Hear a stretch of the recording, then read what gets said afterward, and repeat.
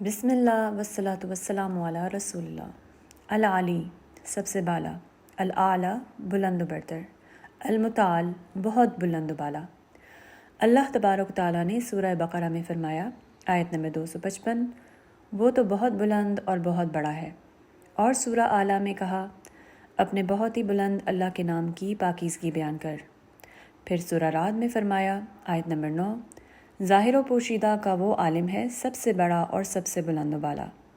تو یہ نام بتاتے ہیں کہ اللہ تعالیٰ کی ذات تمام پہلوؤں اور معاملات میں مطلق الاعلیٰ یعنی کامل بالادستی والا ہے۔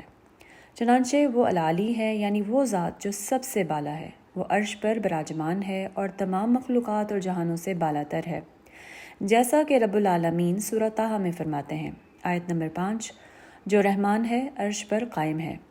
قرآن مجید میں 6 آیات میں اللہ تعالیٰ نے فرمایا، جیسے سورۃ الاعراف کی آیت نمبر 52، پھر عرش پر قائم ہوا۔ اس کا مطلب ہے کہ وہ ذات علی ہے اور اس نے اپنے آپ کو بلند کیا جو اس کی عظمت، کمال اور جلال کے لائق ہے۔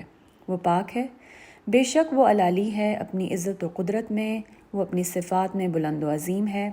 اس کی صفات اس قدر عظیم ہیں کہ کوئی ان کا مقابلہ نہیں کر سکتا اور نہ ہی ان صفات کی کوئی مثل ہے، بلکہ بندہ اس کی کسی صفت کا کامل احاطہ کرنے کے قابل بھی نہیں۔ اور بے شک وہ العلی ہے اپنے قہر و اختیار میں، ہر چیز اس کے قبضے میں ہے، تمام کائنات اس کے ماتحت ہے اور تمام مخلوقات کی پیشانی اس کے ہاتھ میں ہے۔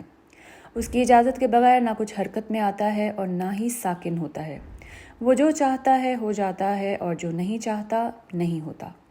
بندے کا اللہ کی مخلوق پر بالادستی پر ایمان اس کے اندر اللہ کی عظمت کو ابھارتا ہے اور اس میں عاجزی اور انکساری پیدا کرتا ہے۔ یہ ایمان اس کی عبادت کو خالص کر کے خامیوں اور نقائص سے پاک کرتا ہے اور یہ ایمان اسے شرک سے دور کرتا ہے۔